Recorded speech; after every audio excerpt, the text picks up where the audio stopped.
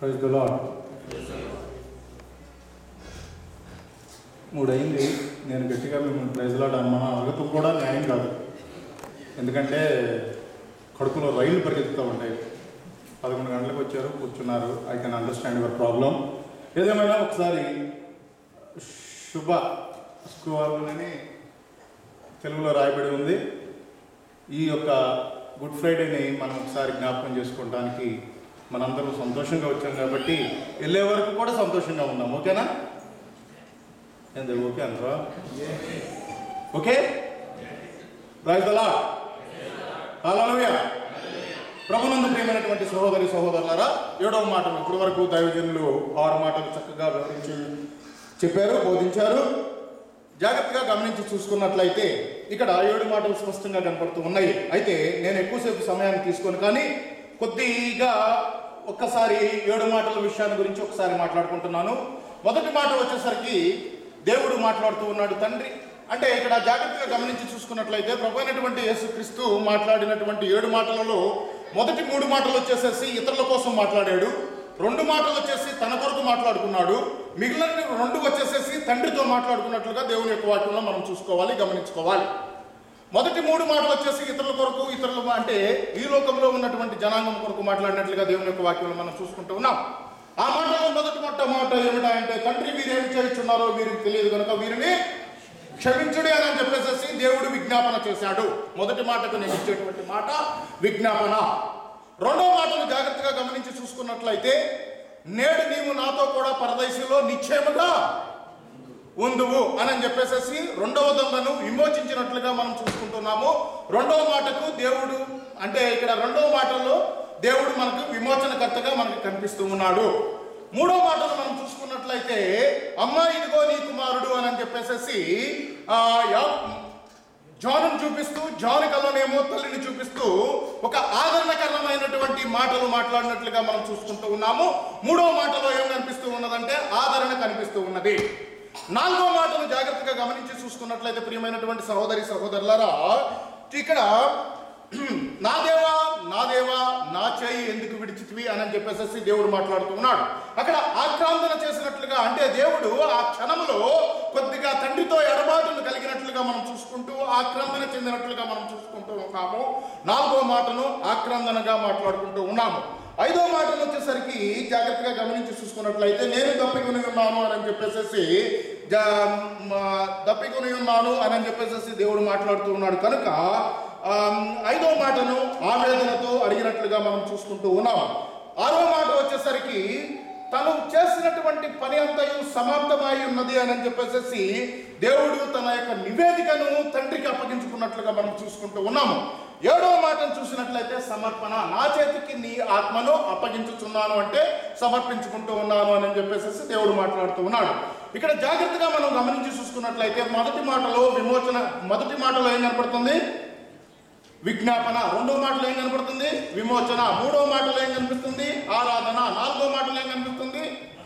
ఆక్రందన. 5వ మాటలో ఆవేదన. 6వ మాటలో నివేదిక. 7వ మాటలో సమాప్తము అని చెప్పేసి దేవుని యొక్క వాక్యంలో మనం చూసుకుంటూ ఉన్నాం. ప్రియమైనటువంటి సహోదరి సహోదరుడా, గమనించి చూసుకున్నట్లయితే వాక్య భాగంలోనికి వెళ్తాము. చూడండి, దేవుని యొక్క పరిశుద్ధ లేఖనంలో 53వ కీర్తన మనం ఒకసారి జ్ఞాపకం చేసుకున్నట్లయితే, ఈ యొక్క క్రీస్తు యొక్క శ్రమ, క్రీస్తు యొక్క సిలువ, క్రీస్తుకు సంబంధించిన ప్రతి ఒక్కటి కూడా 53వ అధ్యాయంలో స్పష్టంగా దేవుడు మనతో మాట్లాడుతూ ఉన్నాడు.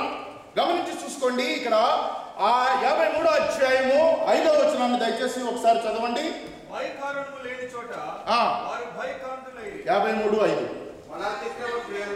మన అతిక్రమములను బట్టి ఆయన గాయపరచబడెను. గమనించండి ప్రియమైనటువంటి సహోదరి సహోదరుడా, మన అతిక్రమములను బట్టి. ఇక్కడ ఊరకనే మనము జస్ట్ వాక్యం చూసుకోవటం కాదు, ప్రభువు ఎందుకు నలగొట్టబడ్డాడు, అసలు ప్రభువు గెస్సెమైన తోటలో బొట్టలకు అప్పగింపబడిన తర్వాత ఆయన ఎంతమంది దగ్గరికి తీర్పుకి వెళ్ళాడు ఒకసారి చెప్పారండి? ఎవరైనా ఎంతమంది దగ్గరికి వెళ్ళారు? ప్రభు అయినటువంటి యేసుక్రీస్తుని గెస్సెమైన తోటలో బంధించడం జరిగింది. బంధించిన తర్వాత ఎవరెవరి దగ్గరికి తీసుకెళ్లారనేది ఎవరైనా చెప్పారా? Yes sir? నో. సరే, నేను ఒకసారి రిమైండ్ చేస్తాను. గమనించి చూసుకున్నట్లయితే ఇక్కడ 6 అంటే 6 తీర్పుల కోసము ప్రభువైనటువంటి యేసుక్రీస్తుని పంపినట్లుగా మనం చూసుకుంటున్నాం. ప్రభువైనటువంటి యేసుక్రీస్తుని పట్టుకున్న తర్వాత ఫస్ట్ అన్నా దగ్గరికి తీసుకెళ్లారు, ఆ తర్వాత కైపా దగ్గరికి తీసుకెళ్లారు, ఆ తర్వాత పెద్దల సభ దగ్గరికి తీసుకెళ్లారు, ఆ తర్వాత పిలాతు దగ్గరికి తీసుకెళ్లారు. పిలాతు హేరోదు దగ్గరికి పంపించాడు, హేరోదు మరలా పిలాతు దగ్గరికి పంపించాడు. అప్పుడు అక్కడే శిక్ష వేయటం అనేటువంటిది జరిగింది. అంటే ఒక మనిషికి, ఒక వ్యక్తికి అతడు దోషి అని నిరూపించడం కోసం ఎన్ని చోట్ల తిప్పాల్సి వచ్చిందండి? 6 చోట్లకి తిప్పవలసినటువంటి పరిస్థితి వచ్చింది. అందుకనే ప్రియమైనటువంటి సహోదరి సహోదరుడు, మన అతిక్రమమును బట్టి ఆయన గాయపరచబడెను. గమనించి చూసుకున్నట్లయితే ఇక్కడ ఒక విషయాన్ని జ్ఞాపకం చేసుకోవాలి. ఇక్కడ నా మాట ఏమిటంటే ఆత్మను అప్పగించడం అనేటువంటిది నా మాట. ఏమిటి? ప్రభు యొక్క ఆత్మ ఎవరికి అప్పగించాడు? తండ్రికి అప్పగించాడు. కానీ ఆత్మను తండ్రికి అప్పగించినటువంటి దేవుడు దేహమును, తన శరీరమును మొత్తాన్ని ఎవరికి అప్పగించాడో ఒకసారి జ్ఞాపకం చేసుకుందాం. చూడండి ప్రియమైనటువంటి సహోదరి సహోదరుడా, జాగ్రత్తగా గమనించి చూసినట్లయితే తన వీపును ఎవరికి అప్పగించాడు? వీపుని ఎవరికి అప్పగించాడు? కొరడాలతో కొట్టేటువంటి వారికి అప్పగించాడు. వెంట్రుకలు పెరగడానికి తన బుగ్గలను ఎవరికి అప్పగించాడు? అక్కడ ఉన్నటువంటి భటులకు. అవునా కాదా? ఆయన సమస్తము అప్పగిస్తూనే ఉన్నాడు. ఏం అప్పగించాడు? దేహమును అప్పగించాడు, బుగ్గలను అప్పగించాడు, తలను అప్పగించాడు, చేతులను అప్పగించాడు, కాళ్ళను అప్పగించాడు. కానీ ఆత్మను మాత్రము మనుషులకు అప్పగించకుండా ఎవరికి అప్పగించుకున్నాడండి? దేవుడికి అప్పగించుకున్నాడు. ఎందుకు దేవుడికి అప్పగించాడు అని అంటే గమనించి చూసుకున్నట్లయితే ప్రియమైనటువంటి సహోదరి సహోదరుడా, ఇక్కడ మరలా దానిని తిరిగి పొందడానికి అని చెప్పేసి దేవుని యొక్క వాక్యంలో స్పష్టంగా రాయబడి ఉన్నది. కాబట్టి ప్రియమైనటువంటి సహోదరి సహోదరుడా, ప్రభు అయినటువంటి యేసుక్రీస్తు తాను తండ్రికి అప్పగించుకోవటం వల్ల ఆ యొక్క ఆత్మను తిరిగి పొందేటువంటి అధికారమును ప్రభు అయినటువంటి యేసుక్రీస్తు కలిగి ఉన్నాడు. కారణం ఏమిటంటే నేను 7 పాయింట్లు రాసుకొచ్చాను. 7 పాయింట్లు చెప్పాలంటే అది జరిగేది కాదు, మీరు నన్ను కొడతారు కూడా. కాబట్టి నేనేమి చెప్పను, జస్ట్ ఒక మాటను చెప్పేసి నేను ముగిస్తాను. ఎందుకనంటే చూడండి, జాన్, దయచేసి చూడు, యోహాను పత్రిక 10వ అధ్యాయము 17-18 చదువు. యోహాను పత్రిక 10వ అధ్యాయము.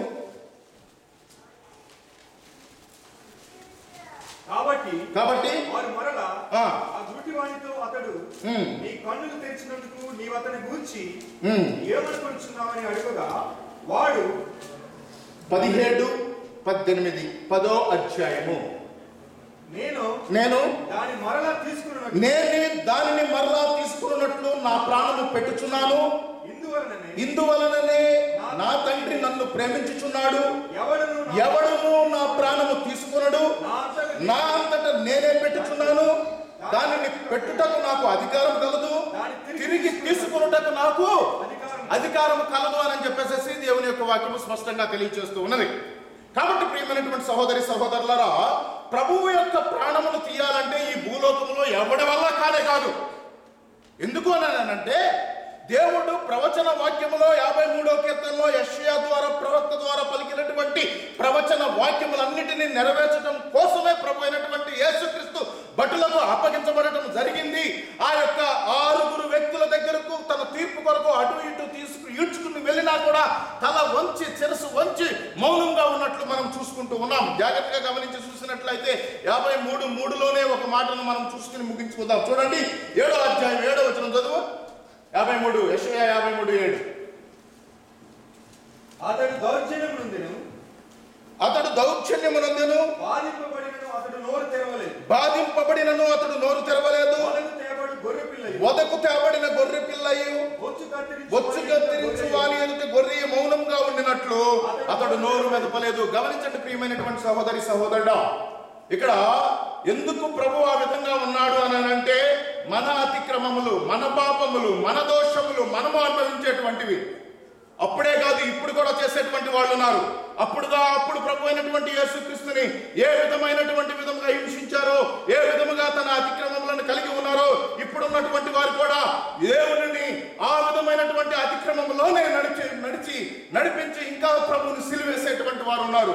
అందుకనే ఎవ్రీ ఇయర్ మనం జ్ఞాపకం చేసుకుంటున్నప్పుడు ఎస్పెషల్ గా దైవజనులు అనేటువంటి వారు చాలా జాగ్రత్తగా ఉండవలసినటువంటి అవసరం ఉంది. ఎందుకో తెలుసా? ఇక్కడ బోధిస్తారు, బోధించినటువంటి బోధకు తగినటువంటి జీవితమును కలిగి ఉన్నారా లేదా అనేటువంటిది పరీక్షించుకోవాల్సినటువంటి అవసరం ఎంతైనా ఉన్నది. ఏ ఉద్దేశంతో మనం దేవుని యొక్క వాక్యాన్ని ప్రకటిస్తూ ఉన్నాము? కేవలం వ్యాపార దృక్పథంతో ప్రకటిస్తూ ఉన్నామా, లేక అపోస్తల బోధ ఏ విధంగా నిస్వార్థమును కలిగినటువంటి బోధన కలిగి ఉన్నదో అలాంటి బోధ కలిగినటువంటి బోధన ప్రకటిస్తూ ఉన్నామా అనేటువంటి దానిని ఒకసారి గమనించుకోవాలి. గమనించి చూసుకున్నట్లయితే ప్రియమైనటువంటి సహోదరుడా, 1వ అధ్యాయంలో ఒక మాట అన్నాడు. ఏమన్నా తెలుసా? తండ్రి వీరేం చేయుచున్నారో వీరికి తెలియదు కనుక వీరిని క్షమించు అన్నాడు. అని అంటే మత్తయి సువార్త 5వ అధ్యాయం 44వ వచనంలో అక్కడ దేవుడు ఒక మాటను ప్రసంగిస్తూ ఒక మాటను చెప్పాడు. అదే మాటను తను చనిపోయేటువంటి దినమును కూడా దేవుడు ఆ మాట మీద నిలబడ్డాడు. అలాంటి దైవత్వంలో ఉన్నటువంటి వారు అలాంటి బోధన కలిగి ఉండాలి. కానీ వ్యాపార దృక్పథంతో చేసేటువంటి ఏ దైవజనుడు యొక్క బోధన కూడా దేవుడు మెచ్చుకోడు. 5:44 నేను మీతో చెప్పినదేమనగా మీరు పరలోకమందున్న మీ తండ్రికి కుమారులై ఉండునట్లు నేను పరలోకములో ఉన్న మీ తండ్రికి కుమారుడై ఉన్నట్లు మీ శత్రువులను ప్రేమించుడి, మీ శత్రువులను ప్రేమించుడి, మిమ్మల్ని హింసించు వారి కొరకు ప్రార్థన చేయుడి, మిమ్ములను హింసించు వారి కొరకు ప్రార్థన చేయుడి. ఈ మాట చెప్పింది ఎవరో తెలుసా? ప్రభు అయినటువంటి యేసుక్రీస్తు 3 దినాలు ప్రకటిస్తున్నప్పుడు పలికినటువంటి మాట. అదే మాట చనిపోయినప్పుడు ఎవరైతే హింసించారో వారి కొరకు ప్రార్థన చేస్తాడు. అలాంటి నిస్వార్థమైనటువంటి ప్రేమను కలిగినటువంటి క్రైస్తవత్వాన్ని దేవుడు కోరుకుంటున్నాడు. ప్రేమైనటువంటి సహోదరుడా, ఈ వాక్యము నేను చాలా భారపూర్వకంగా చెప్తున్నాను. కారణం ఏంటో తెలుసా? దేవుని యొక్క విషయంలో మాత్రము దేవుడు ఎందుకు ఆ విధమైనటువంటి శిక్షణ అనుభవించాడో మనం తెలుసుకోవాలి. అది తెలుసుకోకుండా ఆచారపూర్వకంగా గుడ్ ఫ్రైడే చేస్తే ఉపయోగం లేదు.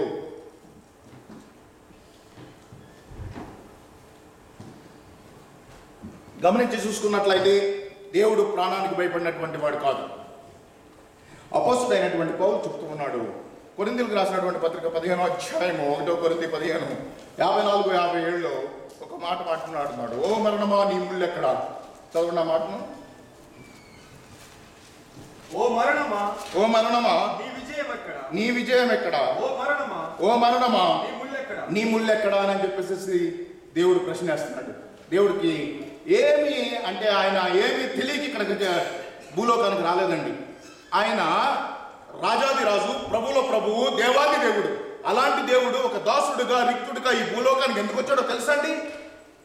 నశించిపోతున్నటువంటి ఈ మానవ జాతిని రక్షించుకోవడం కోసం దేవుడు ఈ భూలోకానికి వచ్చాడు. వచ్చినటువంటి దేవుడు మొదటి 3 మాటల్లో తండ్రికి రిక్వెస్ట్ చేస్తున్నాడు. అంటే ప్రభువా వీరేం చేస్తున్నారో వీరికి తెలియదు, వీరికి క్షమించనేటువంటి మాటలో ఏముందో తెలుసా? అంటే అక్కడ ఆయన క్షమించే అధికారం లేదా? ఆయనకు అక్కడ ఆ పవర్ లేదా? ఖచ్చితంగా ఉంది. ఉన్నప్పటికీ కూడా తండ్రిని ఏడుకుంటున్నాడు. కారణం ఏమిటో తెలుసా? చూడండి, గమనించండి ప్రియమైనటువంటి సహోదరుడా, ఆ మాటను ఒకసారి జాగ్రత్తగా గమనించి చూసుకున్నట్లయితే అక్కడ దేవుడు ఎందుకు ఆ విధంగా అడగవలసి వచ్చింది అనేటువంటి దానిని మనం ఒకసారి జ్ఞాపకం చేసుకోవాల్సినటువంటి అవసరత ఎంతైనా ఉన్నది.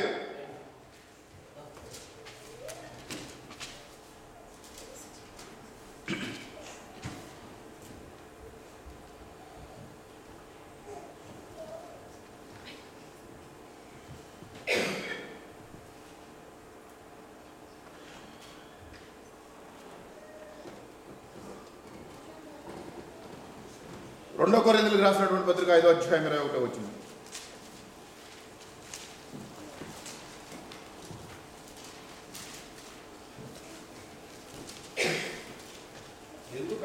ఎందుకనగా మనం ఆయన యందు దేవుని నీతి అమ్మునట్లు ఆయన మన కోసం పాపముగా చేశాడు. ఎందుకంట ఆయన పరిశుద్ధుడు, ఎలాంటి పాపం లేనటువంటి వాడు, ఏ విధమైనటువంటి తప్పిదములు లేనటువంటి దేవుడు ఏమయ్యాడంట అక్కడ? పాపముగా చేసిన. ఎవరి కోసం చేశాడు దేవుడు? పాపముగా చేయబడ్డాడు. ఎవరి కోసం అండి? మనం చేసే దరిద్రపు పనుల కోసం, మనం చేసేటువంటి నీచమైనటువంటి పనుల కోసం. ఇంకా దేవుణ్ణి అదే రీతిలో మనం ఉంచుదామా? ఈ గుడ్ ఫ్రైడే మెసేజ్లో మనం దేవుని కోసం తెలుసుకుంటూ అదే రీతిలో దేవుణ్ణి ఇంకా ఆ విధమైనటువంటి విధంగా ఉంచేటువంటి విశ్వాసులుగా ఉందామా? ఒకసారి మన జీవితాలను పరిశీలన చేసుకోవాలి. కారణం ఏంటంటే ఆయన కల్వరిలో కాల్చినటువంటి సిలువ, సహోదరుడు ఇమానుయేల్ చెప్పారు. ఆయన రక్తపు బొట్టు ఎలా గారిందనేది చెప్పాడు. ఆయన రోమముల నుండి రక్తం ఎలా వచ్చిందో చెప్పాడు. ఎందుకో తెలుసా? నిష్కలంకమైనటువంటి ఆ రక్తము మన ప్రతి ఘోరమైనటువంటి పాపాన్ని కడిగేయాలనేటువంటి ఒకే ఒక దృక్పథంతో ప్రభు అయినటువంటి యేసుక్రీస్తు ఆ రక్తాన్ని కార్చాడు. నా ప్రియమైనటువంటి సహోదరి సహోదరుడ, తన్మయ పాట పాడింది.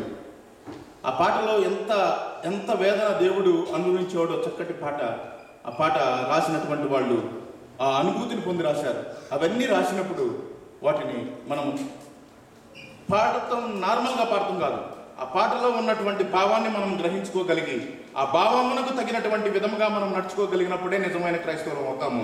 అలా కాని పక్షంలో నిజంగా మనం ఎలాంటి వారం అనేది దేవుడు చూస్తాడు. ఒకవేళ నా పై రూపం చూసి ఒకవేళ నేను భక్తిపరుడనని అనుకున్నట్లయితే అది నాకు నిర్మోసం పాడతాను. కానీ దేవుడు ఏం పరిశీలిస్తాడండి? హృదయాంతరంగములను మాత్రమే దేవుడు పరిశీలిస్తాడు. కనుక హృదయాంతరంగములు ఎరిగి ఉన్నటువంటి దేవునికి ఆ హృదయమును పరిశుద్ధముగా మనం సమర్పించుకునేటువంటి విశ్వాసాలు ఉండాలని చెప్పేసి దేవుడు కోరుకుంటున్నాడు. దేవుడు తన యొక్క వినికిడిలో చిన్న మాటలు దీవించి ఆశీర్వదించును గాక. ఆమేన్. దయచేసి తలలో వంచండి, ప్రార్థన చేసుకుందాము.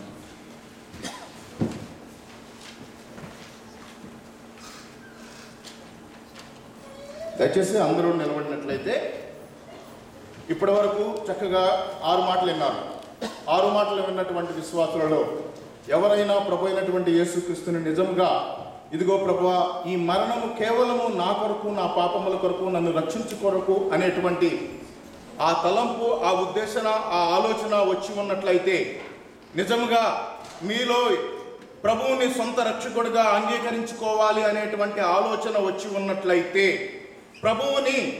ప్రభువు పొందినటువంటి శ్రమలను మీరు నిజంగా గుర్తెరిగినట్లయితే, ప్రభు బాధపడినటువంటి విధమును, ప్రభువు ఏ విధముగా ఎలా తన యొక్క శరీరమును, తన కాళ్ళు, తన చేతులు, తన శిరస్సు, తన పెదవులు ప్రతిదీ హింసింపబడినట్లుగా ఆ విషయాలన్నీ మీరు గ్రహించుకోగలిగినట్లయితే, నిజంగా దేవుడిని తన రక్షకుడిగా అంగీకరించుకోగలిగేటువంటి వారు ఎవరైనా ఉన్నట్లయితే, ఇంకా మీరు ప్రభు సన్నిధిలో ఎదగాలని ఆశ చెందుతూ ఉన్నట్లయితే, దయచేసి ఈ సంఘంలోకి ప్రతి ఆదివారం 3:30కి రండి. దేవుని యొక్క సువార్తను మీరు వినండి. ప్రభువుని రక్షకుడిగా అంగీకరించుకోండి. ప్రభు సన్నిధిలో నిజమైనటువంటి నిస్వార్థం కలిగినటువంటి బిడ్డలుగా మీరు ముందుకు సాగాలని చెప్పేసి ప్రార్థన చేసుకుందాం. దయచేసి తలలో వంచండి, ప్రార్థన చేసుకుందాం.